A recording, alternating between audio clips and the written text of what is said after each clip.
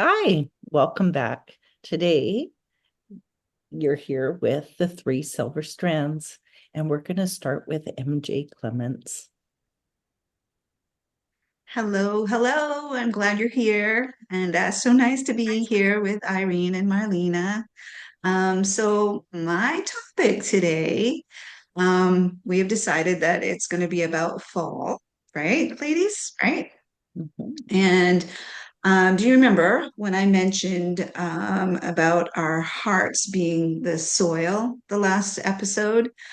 Let's see if I can get this straight with you guys. I was reading more about this and I picked up the book Matthew chapter 13 in the Bible, and I'm going to read a little story to you. Um, Jesus gives this parable. A farmer went out to sow seed. While he was scattering the seed, some of it fell by the road. The birds came and ate all that seed. Other seed fell on rocky ground where there was not enough dirt. It grew very fast there because the soil was not deep. But when the sun rose, it burned the plants. The plants died because they did not have deep roots. Some other seed fell among the thorny weeds. The weeds grew and stopped the good plants from growing. But some of the seeds fell on good ground. There it grew and made grain. Some plants made 100 times more grain, some 60 times more, and some 30 times more. And then he says, "You people who hear me, listen." Further down in the same chapter, Jesus explains the meaning of this. And here is where we want to be sure to have the helmet on. So we said a little prayer before we started our meeting, and I just want to say a quick little prayer. I just ask that all that are watching this video, Father, I pray that you would give them ears to hear what you are trying to say to our hearts, and I ask that you would bless those that are watching and meet their needs, and we just thank you for who you are and what you're doing in our lives. In Jesus' name, amen. Um, so further down, it says, now listen to the meaning. The seeds that fell along the road are the people who hear the message about the kingdom but don't understand it. Then the evil one comes and snatches the message from their hearts. The seeds that fell on rocky ground are the people who gladly hear the message and accept it at once, but they don't have deep roots and they don't last very long. As soon as life gets hard or the message gets them in trouble, they give up. The seeds that fell among the thorn bushes are also people who hear the message, but they start worrying about the needs of this life and are fooled by the desires to get rich. So the message gets choked and they never produce anything. The seeds that fell on good ground are the people who hear and understand the message. They produce as much as 100 or 60 or 30 times what was planted. Jesus then told them this story. The kingdom of heaven is like what happened when a farmer scattered good seed in a field. But while everyone was sleeping, an enemy came and scattered weed seeds in the field and then left. When the plants came up and began to mature, the farmer's servants could see the weeds. The servants came and asked, "Sir, did you scatter good seed in your field? Where did these weeds come from?" "An enemy did this," he replied. His servants then asked, "Do you want us to go out and pull the weeds?" "No," he answered. "You might also pull up the wheat. Leave the weeds alone until harvest time. Then I'll tell my workers to gather the weeds and tie them up and burn them, but I'll order them to store the wheat in my barn." Um, so, yeah, that's a lot, isn't it? But I think that the description, I think we can probably put ourselves in one of those categories, if not all of them at times, one at one point or another. I know I can see myself in some of it even right now. I think if we were to be honest with ourselves, and I think that's what is important that we do, because here it is that Jesus died on a cross for us, right? And I know in the past, our human reaction is to get everything right before we go to God. But why did Jesus come to the earth? But that he would save us from our sins. And so I think as soon as we recognize what the scripture is saying here, that, yeah, I struggle with that and I want to give it over to God, that we should be quick to do so. Um,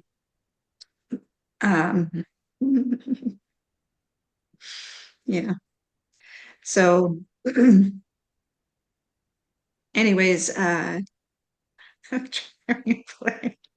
Oh, goodness. So, yeah, I think that like fall, the leaves start to change colors, and we know that a new season is coming. And this season is telling us that we need to let go of the things that are holding us down, and that we hand them over to the great, the great Maker, Jesus Himself. That we can um, go to Him and you know ask that He would. Um, More or less stir up the soil, because there's so many things that can happen during the summertime where your garden is growing and you have things that are have gone by. You have things that are in the fall, pumpkins and those types of things are coming up. And so we're learning to cultivate our garden as the seasons go on. And in that, sometimes there's areas of garden or soil that can kind of harden. And I just think that, wow, what a beautiful analogy that God is giving us to be able to see it with our own eyes.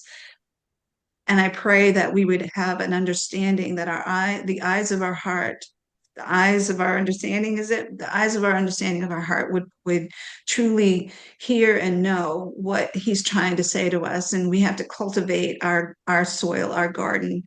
And by doing that, we're giving Him the bad stuff, and we're saying, God, please take this. I know it's not pleasing to you, and you took it all, upon the cross. And I'm confessing my sins. And I think that's really important, especially right now, that the second we even see a sin, rather than trying to cover it up and say, no, I don't have that, that we would just kind of scoop it up and hand it over to Him so that He can take care of it, so that we can have more room to be able to grow into what it is that He's calling us to do and be.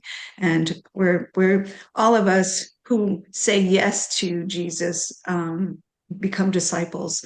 We all of us become trees to be able to bear His fruit for others to be able to partake in. And so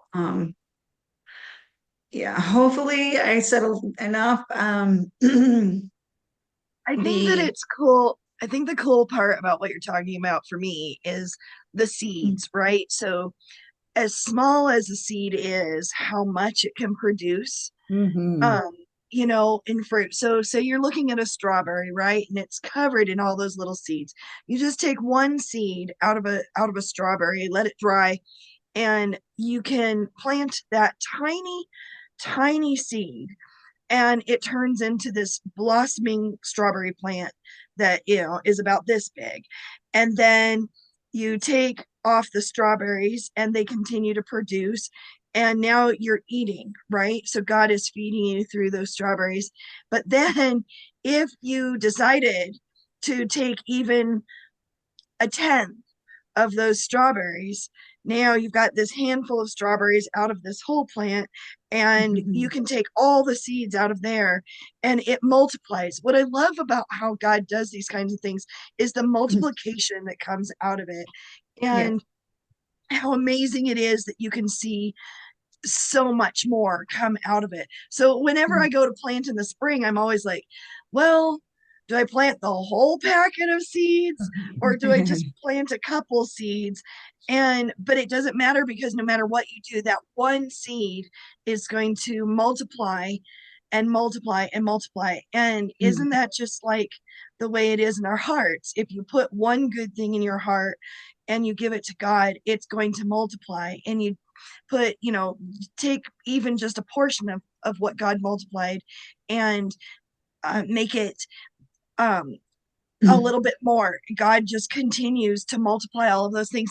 I Yeah. just think it's so cool. The seed, Yeah. I think, is just one of my favorite parts. Mhm. The other scripture, it's I got it out of the Message, and it says, and this is, I'm like, do I choose? Because it almost sounds a little harsh, but I think we need to know the truth, because the truth is what makes us free, right? So it says, listen carefully, unless a grain of wheat is buried in the ground, dead to the world, it is never any more than a grain of wheat. But if it is buried, it sprouts and reproduces itself many times over. In the same way, anyone who holds on to life just as it destroys that life, but if you let it go, reckless in your love, you'll know you'll have it forever, real and eternal. So I think even in us, sharing our lives out on the internet, I think we can safely say this is very new to us, and but yet we're dying to ourselves, because we know that there's something greater inside of us that needs to be heard, and it's God's love for us. And so when we take those things that no longer serve us, which I've heard that phrase many times in the past, if it doesn't serve you, um, that let it die. Because when we let those things die and we allow, and that was kind of the topic before we came on here, was that we just want God to be able to speak through us, and His Holy Spirit to be able to flow through us, and just if it speaks to just one person that's watching this, then that's great, because that one person is hearing the love of God for them, and so we're we're learning to die daily to ourselves, so that fruit can be produced, so that others can be able to reap that and receive of it. And I think that's what I love about the fall, is that I don't like to think beyond that. I don't like what's coming after that. It's not my favorite season, but we have a hard time changing as human beings. I know I do. And but when we truly do allow ourselves to just uh, change, good fruit will come of it, because we are not trying to control our lives, and we're allowing Him to control our lives. Um, so we really want to be the one that is getting the planting into good ground, and that's the bottom line here, is that our hearts are the representation, to me, and you can read it the way the Lord has you read it, but for me, is that our hearts are that soil, and we want Him to plant good seed in us, but we're also the seed, because when we choose to die to ourselves, He will be able to multiply Himself through us. And it's just so many analogies that God uses. It's not Oh just yeah. one particular way, although He is the only way, the truth, and the life. So So the cool part about fall is this is a season of preparation.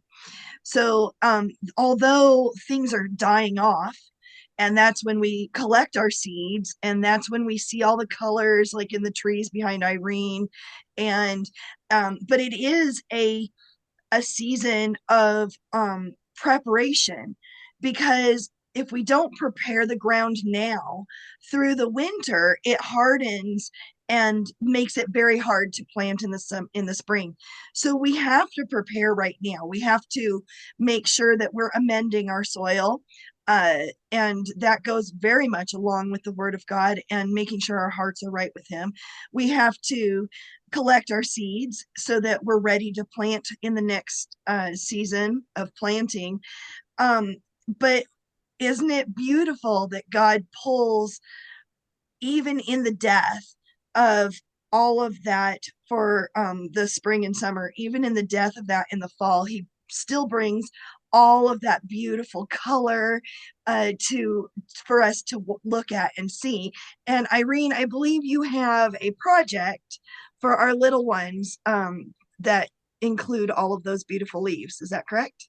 I do, but I'm just kind of contemplating on fall. It's kind of like leaving what's inside of us, the sin inside of us at the foot of the cross, so he can resurrect that in the springtime. Yeah.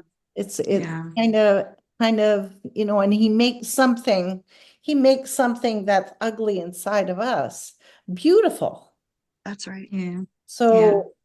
So I mean, we're like a work of art, like each and every single Yeah. one of us. Yeah. Yeah. But the enemy's meant for bad, the Lord means for good, and he'll Yeah. never leave us nor forsake us. And Mm. that's what faith is. And we got to let go of some things sometime. It's like, oh, I really like to hang on, Yeah. angry at my neighbor. And it's like, leave that at the foot of the cross, and Yeah. and you'll be There's a there's a dear friend of ours that I'm always quoting from, and she'll probably giggle if she sees this, but she says to let peace be your umpire. And I think that's, ideal for what we're talking about. As, when Irene was just sharing, all I could see, was us taking a walk and kicking the leaves, the beautiful leaves that Marlena was talking about. And does that not bring you that temporal peace, but that we could think about having the eternal peace, which are the shoes that we put on. So wherever we walk, we have peace. And it's to describe what our friend was saying, let peace be our umpire, that basically the umpire is telling us you're walking this way, and you know it because of the peace that you go forward in. So be sure to put your armor on. Last week it was the helmet of salvation. So we want to continually think about these things that we're talking about, good things, and the way that we're in the right direction is that when you have those shoes of peace, you're you're walking in that peace that God has ordained your steps in. So yeah, that's neat. Yes. So I know my topic, I'm supposed to talk about fall, but it's just kind of hard to hard to go on after that beautiful analogy of letting things go. So, but well, I guess I'll talk about fall and what you can do with your children. Um, Fall is a season of letting go of deciduous trees, letting go of their leaves, and the process of that. In the cooler weather, the deciduous trees stop producing the one hormone. It decreases. It doesn't stop altogether. They stop the decretion of the hormone called auxin, where abscission, like all these words, Oh my like, goodness. oh my goodness. Anyways, you could teach these to your kids and they'll go, oh my goodness, I know deciduous and I know abscission. That's the process of losing the leaves, and auxin.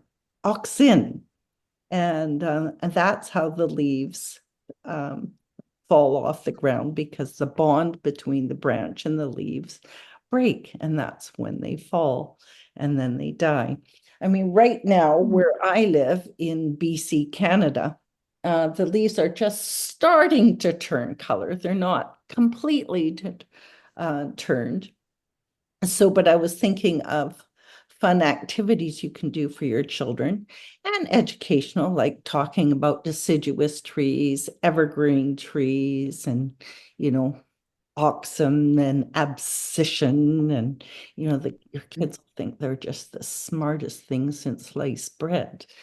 And what you can do with them. I mean, one thing that my husband and I did, because I didn't have my grandchildren with me, we went on a fall walk, and you can do that with your children, and you can collect leaves, which is a lot of fun. So, that's what we did. We collected a lot of poplar leaves and maple leaves, and then we decided to press them in wax paper. and you can put these in your window. So, and it makes kind of cool stained glass window. MJ was talking about using the same thing with contact paper, which is kind of a neat idea. And another idea is you can take leaves, turn them upside down where the veins turn the color, and you peel the crayon off. So no fail activity for your littles.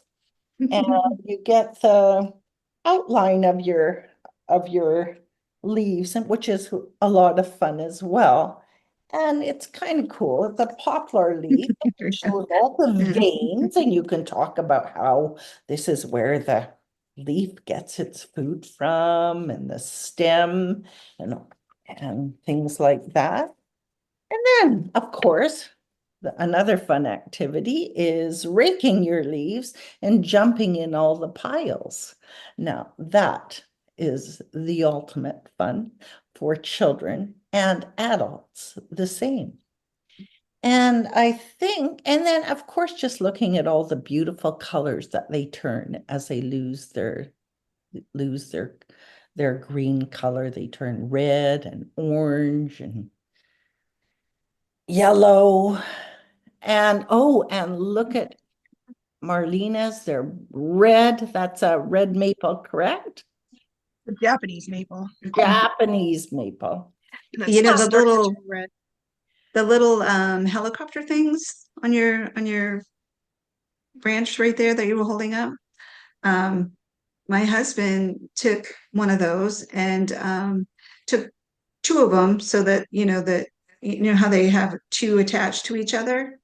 So you take two of those and you lay them out. You can probably do it with contact paper too. You can lay them out and then you on top of each other, not directly on top, but so it looks like a dragonfly. So you take a small Oh, branch with that and put it down the middle, so it looks like a dragonfly.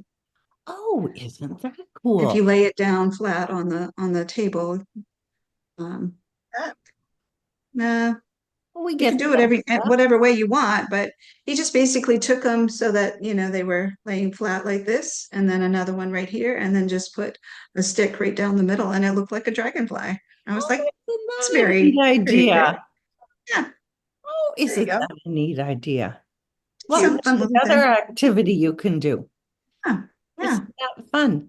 Now, I do have to do a plug-in for one of our friends, a very Oh dear friend yes. of all of ours. She has got a book coming out, and it talks about trees. Of course, it's called The Tree of Three. It's by Mm. Lynn Benefield, and it will be coming out very, very soon. Look out for it. It's called The Tree of Three, and and this tree of three is in an enchanted forest. And It is a lovely book. it It is, is, it's got some beautiful illustrations. She also has a um some little teaching tools involved in it, and you can open up. I think she has something that where you can open it up and it's going to be one big tree, I guess, and yes. lots of great education inside the book about trees and all of that. Yeah. You'll go to Amazon, but it won't be available until Not a yet. couple of months from now. Yeah. Yeah. So The be on the lookout. sequoia tree, correct? And it Yeah, yeah. takes place in the enchanted forest called Samoa Grove. So Yeah. as when it comes out, we'll let you know, but you don't want to miss this book by Lynn Benefield, illustrated by Anissa. Oh, I forgot her Oh last. no, I don't know her last name. Anissa Carlos. That's it. There you go. Anissa Carlos. Nice. Very Way to use nice. that memory. You'll have to have it in your library. Hmm. Beautiful, and it talks about photosynthesis and all those lovely big words that your children will love to learn all about. Very fun. Nice. So I pulled out some stuff off of my sycamore tree that is in the backyard that I wanted to show you. So the white sycamore tree, it's so cool. The bark turns gray and it starts to peel off, and then the whole tree turns white. And it looks so cool, in the fall, because the branches and everything start to turn white after all of the bark peels off. But then the seed pods look like a truffula plant in Dr. Seuss, right? I honest to goodness, I love Dr. Seuss, but I never thought in my life I'd see something that looked like a plant out of one of his books. And these are the seed pods that fall off of the tree. They're so big and they're just so cool looking.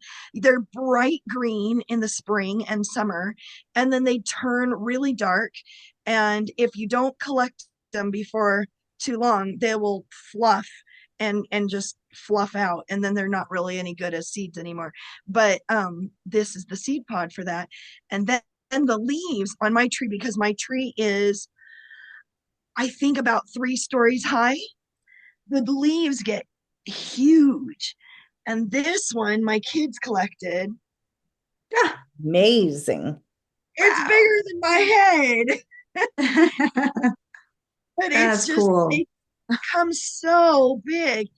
And having grown up in the Midwest, uh, where it's all desert and cactus, and then raising my children in the Northwest where it's all prairie, trees are a really exciting thing for me. And so they were really excited to collect this leaf off of the tree. But we, for years, have collected leaves in the fall and pressed them and made bookmarks out of them with clear contact paper, or just put them into books and made leaf collections, and then made leaf collections in frames to turn into fair the following year, making sure everything's labeled and stuff like that for those older kids. And leaf collecting is just a really big deal for our family. We've always really enjoyed it. So I'm really glad that you pulled that project out, Irene, because I completely forgot about that one. Nice. Yeah. uh, Makes cool. us look forward to having the tree leaves fall, right? Does, right? I mean, we talk about the fact that fall is really a death. It's the beginning of death in the system of how the year works in our seasons. But it's so beautiful, and I think if we could approach the end of things the way that God approaches fall, it would certainly make it a little nicer and easier to approach the fact that winter is coming, and it's in some climates very, very harsh and very hard to deal with. And so I think it's nice that we can look at fall and see all of the beautiful colors and things like that. It's really It cool. is. It's like my favorite So season. I'm going to change our direction a little bit. So it's still fall, but I'm going to change our direction to organizing your pantry. And the reason that I organize my pantry in the fall is because I like to get things ready for the winter, especially the holidays that are coming. So when we've got a lot of people like to celebrate Halloween, or in particular, my favorites are Thanksgiving and then and Valentine's, but Christmas is coming in here after Thanksgiving. It's nice to have the pantry in order to be able to make those plans for those big meals that we're going to have with our families, right? And so I just have my 3 top tips for organizing your pantry and making sure that you can start getting it ready for those big meals. I thought I would give those to you today. And then if you need more information, you can message me below. Or when my website is up and running, I will have a whole slew of information on organizing your pantry when it comes up. But my first one is to have all of your canned foods organized by type. So if you've got vegetables, you want to have all of your vegetables together. Canned meats should be in their separate spot, canned fruits in a different spot. And the way to keep those organized is to make sure that you have the date that's on the end of the can the oldest date at the front and the newest date at the back. So you're going to rotate your canned items each time you go grocery shopping. And what that does is it helps you be able to see at a glance what you have ready to eat. So one of our biggest deal foods for Thanksgiving and Christmas is green bean casserole. And if I don't have green beans, we are up a creek, and we use a lot of green beans for those. So I tend to have all of my green beans in order in just in a row. And then I'll have a row of corn, I'll have a row of peas. But if that row of green beans is low, I now know if I don't go get green beans before a couple weeks before the holiday, I'm not going to have enough to make the favorite meal, part of the meal for the whole family. So having all of that organized is really key. I don't have to go searching high and low all over the pantry to find what I need. I know what I have because everything's right there on that one shelf. And I keep all of my vegetables together, and I keep my fruit separated from my vegetables so that it is easier to see what I need. And then I really like having a basket for snack foods. So you can literally take them out of the box, dump them in the basket, and then the kids can get what they need to get without having to ask. That basket I keep low. And then the snacks that they're not allowed to have. So, like after Halloween, when there's gobs and gobs of candy, I'll keep that in a basket up high, and that's the basket they have to ask for.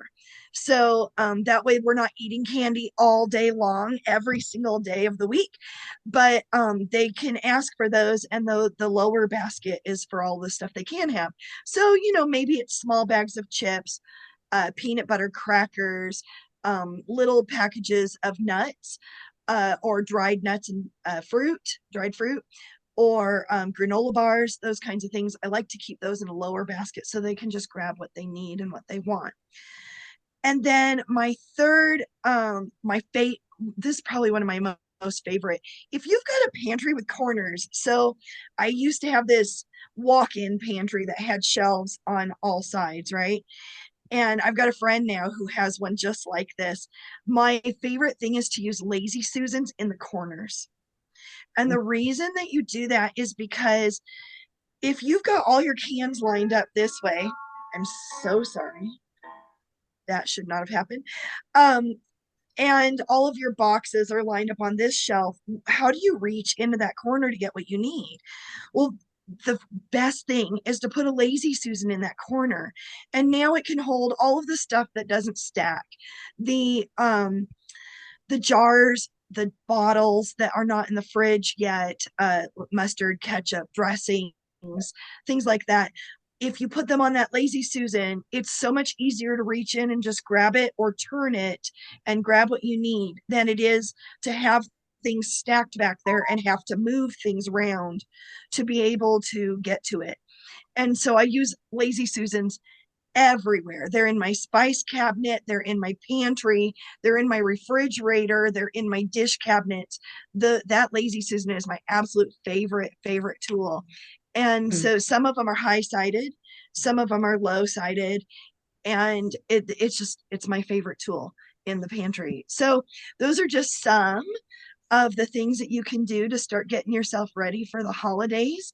And having a clean pantry is really nice. It helps you do everything that you need to do. I am much happier to cook if my pantry is in order. So I try to do stuff like that on a regular basis.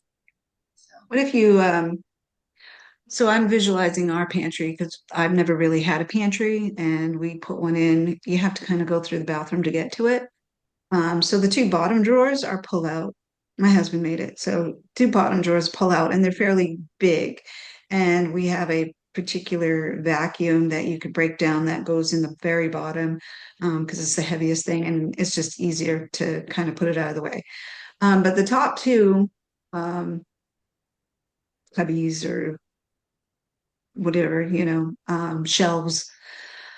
There's three of them actually. The very top holds our modem, electronic type stuff, and like stuff like bleach, if we ever use it or whatever, kind of goes up there. That's appropriate. But anyways, those two, the two underneath that are just plain old shelves. And we've done that. We've taken the whole, um, boxed goods, canned goods, and they're all shoved in there. When you were talking, though we don't have lazy Susans in there, I have a lazy Susan and I hate it because for one, it's I don't know, it could be that it held too heavy of stuff, so it kind of tilts and now it's really hard to get it open. And I could kind of see that in this pantry, but at the same time, I'm wondering what if is let's just say that we can't use the lazy Susan. Would you like recommend low trays or whatever so that you Yeah. have like the canned goods on one tray? That way you can kind of somewhat pull it out. You're not going to pull it all the way out, obviously, but you at least have them on one tray, and then maybe another tray has some box goods or whatever. Do you So categorize it by certain things or what? when it's up higher, you need to be really careful about it being too heavy. So I use lazy Susans only for smaller items like that are not terribly heavy, ketchup, mustard, salad dressing, things like that. I have a high-sided lazy Susan that I use for drink flavorings. They're really big bottles and they do not go anywhere high. They're at chest level for me. Mhm. And that way I can just grab them and I don't have to worry about them falling. So when you've got stuff that's up higher, what I recommend for like canned goods and stuff like that is not something that you're going to pull out. I recommend one of those can return things. It's a rack where when you load the cans from the top, they flow down into the bottom and they roll. And then that way you can grab the can that you need, but the next ones are just going to keep rolling in. It's super easy to load when you get new ones because you just load from the top and they just roll down into the bottom. That way you're not pulling anything heavy out. But if you've got things like gravy mixes, pastas, things that are light, you could absolutely put those into a basket or a plastic tray or something that you could pull out and it would be a lot Bye-bye. easier. But I would be real careful about having anything heavy that's above your normal reach. So normal reach would be shoulder to hip, and I wouldn't put anything heavy above my shoulders, and then that way it's not something that's likely to fall on you in case it's too heavy, or say a child climbs up and is climbing and somehow grabs that and pulls it down. There's too much risk factor for me in the heavier items. So for canned goods in a space like that, I would use a can return. I don't It's a can Yeah, I know what return, you're but talking about. But I see can't think of those the more of name. like soda can type deals. Yeah, no, they have them for vegetables and stuff too. And so, yeah, that's what I Where would So would do. does it where would work you get okay if you those, had like a Marlene? variety? Yeah, I think they make them in different sizes. The most the different sizes I found them on Amazon. At Okay. Walmart, they have a regular can return. I don't know if the soda can return would fit your vegetable cans, but they have them for different size cans. And that's what I would look for is that can return on Amazon. Okay. Yeah, the shelves are like so I, I would move all the can any I don't really have a whole lot of cans up above, but I have one that's probably like what you said is probably Yeah. like right here. So just put all the cans down on that shelf and then maybe put all the box and bag type stuff above that. So yeah. Yeah, and so then that stuff I would have in a tray that could pull down. Now you can see everything as you have it, and then you can put that tray back up. I've done that in my spice cabinet where my bagged spices that don't fit in the little jars, they're in a tray and that's way up high above my stove because it's not something I access all the time. And I have that in a tray that I pull down, but Yeah. then the rest of my spices are in jars, that in a separate cupboard so that I can just access them. Yeah, You my want to make your jars have like access, layers. yeah, you want to make your access as easy as possible. Yeah. Uh, Yeah. especially for those of us who are so tired of cooking. I mean, I've been a wife for 33 years, and it's, sometimes you just get really tired, right? Like, I don't want to cook anymore. There's too many of you. You complain too much. I don't want to cook. And honestly, if my pantry isn't organized and my spices aren't easy to grab, I don't want to cook.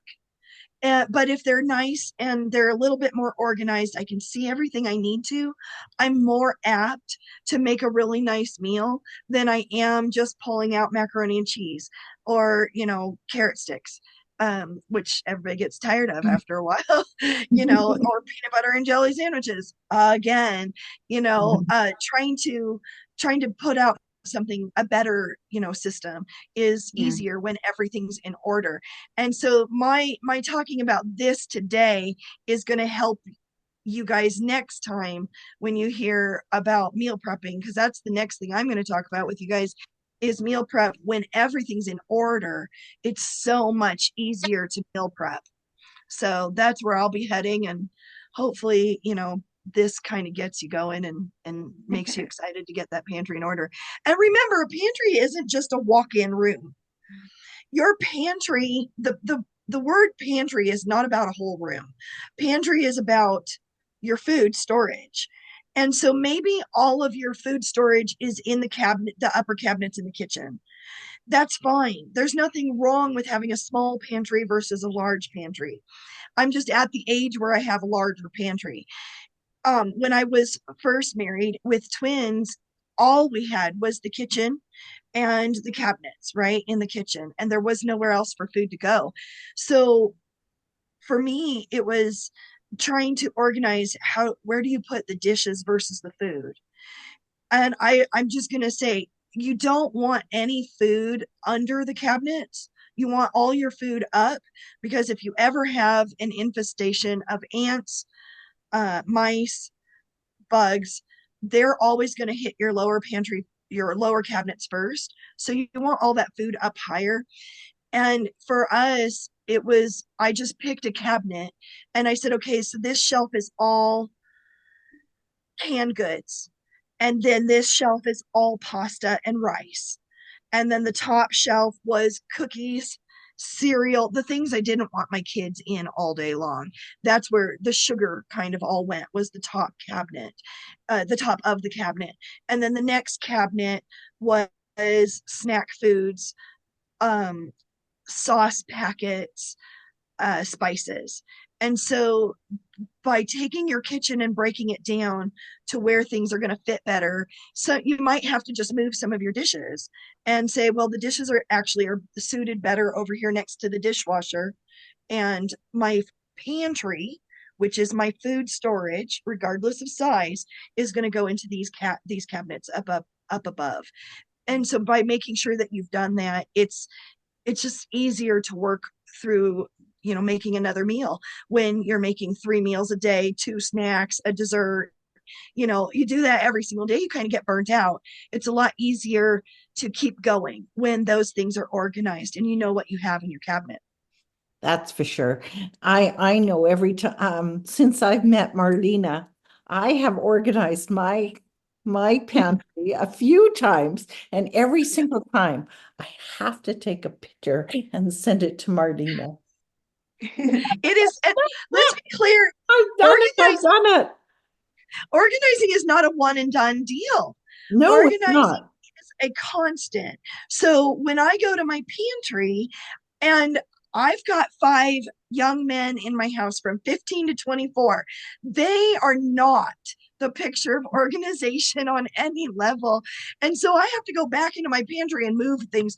I don't know why peaches are with the black beans, but we're putting those back with the fruit. And let's move the pasta out of the bleach section and put it back on the pasta shelf, and put the beans back so that I can go green beans, black beans, red beans, white beans. And then I My know what frustration, yeah. Well, my frustration is probably more in the refrigerator. Like there's oh certain places for everything, right? Mm. And I think we all have it here, in my house. I think they get it, but when I go to the refrigerator, I'm like, don't they know that that's always been down here? It always goes here. Always. Don't just set it wherever. It's like, yeah, well, Yes. Mhm, Or mhm, or the cups with the open, there's no lid, and it's mhm. precariously stuck on that shelf so that when you open the door, go it to just put. crashes to the floor. Yes. Yeah, And you're like, yeah, yeah, I have a yeah. sign now on my refrigerator that says no open cups. You Because you it happens all the time. And Mhm. so now you're not allowed to put an open cup in my refrigerator anymore, and the ketchup doesn't go there either. Put it back in the ketchup spot. Yeah, yeah. You're gonna have to do a topic with the whole, container matching lid thing, because that one has always been a battle, like I've tried the whole like, you know, you either put your container with the lid underneath so it's with it, or you have a drawer all on its own for just lids, and then you have another drawer for your containers with, that are for those lids, but somehow lids You might not go like my missing. solution.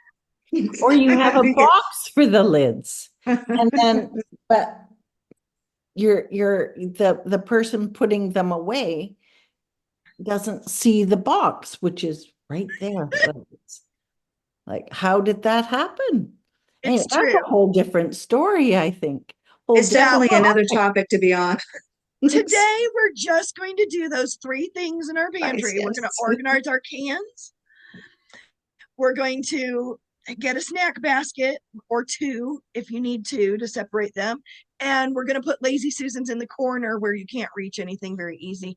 And if you just do those three things, I promise it will help drastically. Drastically. And then we'll talk about the rest of the house as we go along. But today is just those three tips in your pantry. We are staying focused. That's right. That's All right. right. It is fall. Well, thank you so much for tuning in to the three silver strands. And this is and we'll see you next week. Bye. Bye.